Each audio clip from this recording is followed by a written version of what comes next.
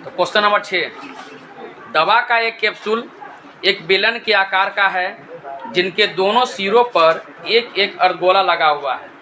पूरे कैप्सूल की लंबाई 14 mm है और उसका व्यास 5 mm है। इसका पृष्ठीय क्षेत्रफल ज्ञात करना। तो ये हमारा एक कैप्सूल है जो बेलन के आकार का है। इसका दोनों सिरा क्या है? अर्धगोलाकार। इसका दोनों सिरा क्या है? अर्धगोलाकार है, जिसका व्यास 5 mm दिया है। ठीक है, तो यहाँ लिख देते हैं, जो चीज दिया हुआ है वह लिख देते हैं। क्या क्या दिया हुआ है?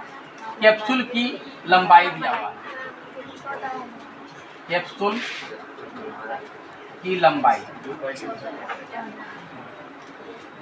14 mm और अर्धगोला का जो व्यास दिया हुआ कितना दिया हुआ है? 5 अर्धगोला का व्यास बराबर 5 mm।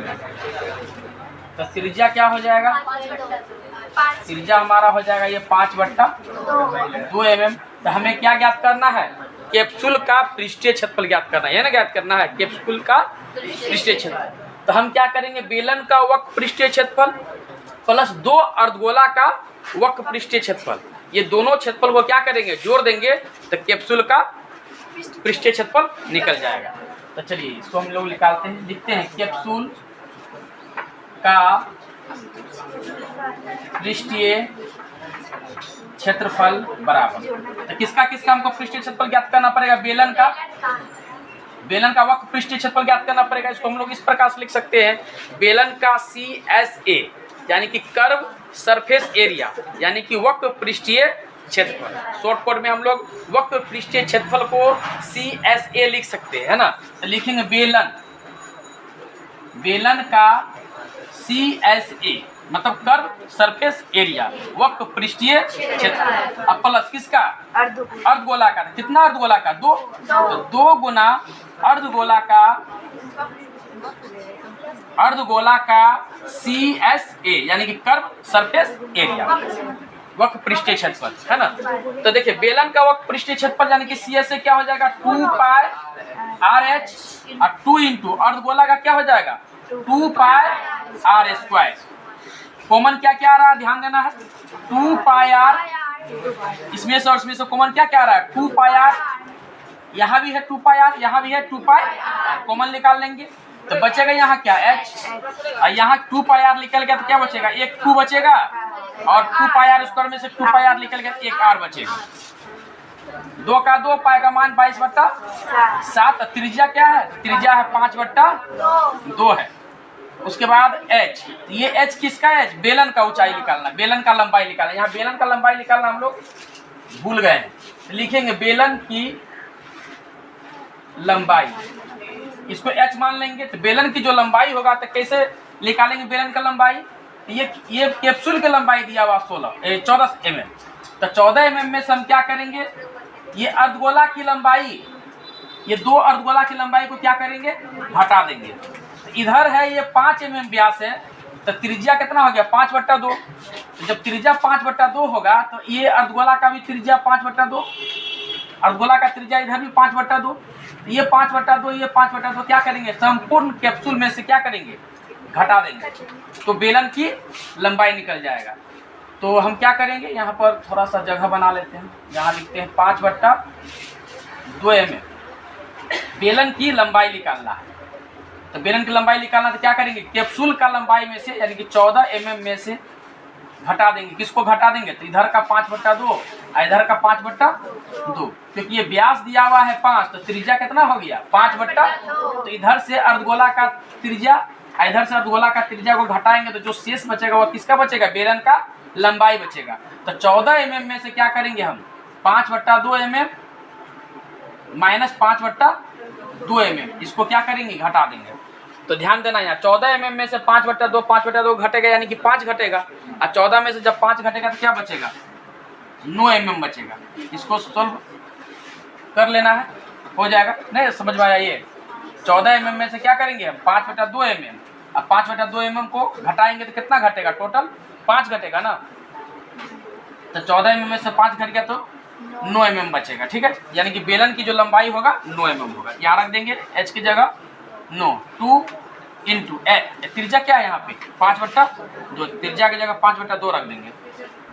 ये कटेगा 2 और 2 कट जाएगा, 22 पंचे 110/7, यहाँ ब्रैकेट 9 प्लस ये 2 2 कट गया, क्या बचा 5, यहाँ ब्रैकेट हटा देंगे, गुना दे देंगे, 9 और प्लस 5 कितना 14, 7 गुना के 14, 2 मर तक कट जाएगा, 110 में से 2 से गुना कर देंगे 220 सेंटीमीटर स्क्वायर।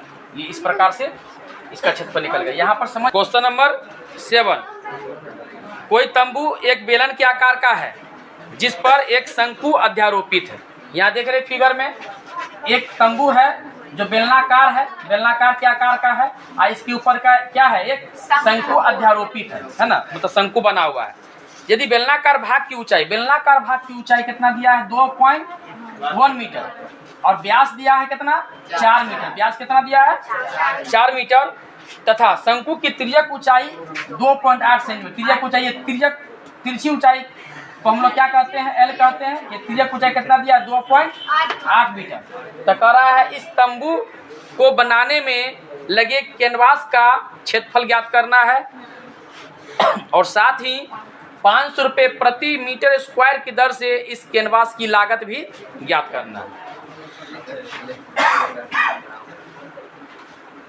तो सबसे पहले हम लोग क्या करेंगे, जो दिया हुआ है वह लिख लेते हैं। क्या क्या दिया हुआ है ध्यान देना है। बेलन की लंबाई दिया हुआ है h 2.1 मीटर, व्यास दिया हुआ है 4 मीटर, तो त्रिज्या हो जाएगा 2 मीटर और शंकु की तिर्यक ऊंचाई हमारा दिया हुआ है, इसको हम लोग L से डिनोट करते हैं, ये दिया है 2.8 मीटर। लेकिन शंकु की ऊंचाई हमें प्राप्त नहीं है ना, ये शंकु की तिर्यक ऊंचाई हमें प्राप्त है तो शंकु और बेलन का व्यास हमें प्राप्त है। तो बेलन का व्यास अगर मालूम है तो शंकु का भी व्यास मालूम चल जाएगा। जो बेलन का व्यास होगा वही शंकु का व्यास होगा, क्योंकि बेलन के ऊपर ही शंकु अध्यारोपित है, उसी को पर निर्मित है, इसीलिए जो बेलन का व्यास होगा वही शंकु का व्यास होगा, जो बेलन की त्रिज्या होगा वही शंकु की त्रिज्या होगा। तो इस प्रकार से शंकु की त्रिज्या भी हमें मालूम चल गया और शंकु का तिर्यक ऊंचाई भी मालूम है। हम क्या करेंगे, त्रिज्या और ऊंचाई हमें प्राप्त, इसमें कुछ भी ज्ञात करने की आवश्यकता नहीं। तंबू में लगे कैनवास का क्षेत्रफल, ध्यान देना, यहाँ तंबू में लगे कैनवास का क्षेत्रफल हमें ज्ञात करना है। तो हमें किसका क्षेत्रफल ज्ञात करना पड़ेगा, बेलन का CSA यानी कि कर्व सरफेस एरिया और शंकु का CSA यानी कि कर्व सरफेस एरिया, ये दोनों का कर्व सरफेस एरिया को क्या करेंगे, जोड़ देंगे, तो इस तंबू में लगे कैनवास का क्षेत्रफल निकल जाएगा। तो तंबू में लगे कैनवास का क्षेत्रफल बराबर क्या हो जाएगा, बेलन का CSA curve surface area plus क्या होगा शंकु का CSA। तो बेलन का क्या होगा फॉर्मूला 2 पाई RH, शंकु का क्या होगा पाई RL। कॉमन क्या क्या आ रहा है बच्चा लोग, यहाँ देखो पाई R, यहाँ पाई R कॉमन आ रहा है ना, तो हम यहाँ से पाई R कॉमन निकाल लिए, तो बचेगा क्या 2H बच जाएगा। यहाँ से पाई R निकल गया, क्या बचा L बचा। पाई का मान 22/7, त्रिज्या कितना दिया हुआ है 2 इंटू 2 इंटू H, बेलन की ऊंचाई कितना दिया हुआ है 2.1, तो लिख देंगे 2.1 और त्रिज्यक ऊंचाई कितना दिया है 2 यहाँ लिख देंगे 2.8। अब यहाँ देखिए गुना कर देंगे 22 गुना का 44/7, यहाँ लिख देते हैं 22 गुना के 44/7 इंटू यहाँ ब्रैकेट 2.1 को 2 से गुना कर देंगे तो क्या होगा 4.2 हो जाएगा, अब प्लस 2.8 हो जाएगा। अब देखिए 22/7 इंटू ये 4.2 में 2.8 जोड़ देंगे तो 4 2 6 और 0.8 1 तो 4 2 6 1 7 7 7 पेंसिल, क्या बचा 44 मीटर स्क्वायर। ये 4.2 में 2.8 जोड़ेंगे तो कितना आएगा 7 आएगा, 7 7 कट जाएगा, क्या बचेगा 44 मीटर स्क्वायर। कैनवास का क्षेत्रफल हमारा 44 मीटर स्क्वायर निकल गया। अब यहाँ साथ ही क्या बता निकालने के लिए कहा गया है कि इस कैनवास की लागत भी ज्ञात करना, 500 रुपये प्रति मीटर स्क्वायर की दर से कैनवास की लागत ज्ञात करना। तो लिखेंगे यहाँ पे चूंकि 1 मीटर स्क्वायर कैनवास की लागत बराबर कितना रुपया? 500 रुपया। इसीलिए 44 मीटर स्क्वायर कैनवास की लागत बराबर 500 गुना 44 रुपया।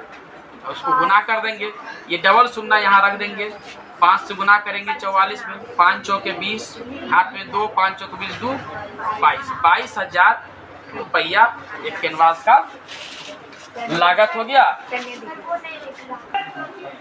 थोड़ा सा यहाँ पर देखिएगा, ये कट गया था। तो 1 मीटर स्क्वायर कैनवास की लागत कितना दिया हुआ है? 500 रुपया।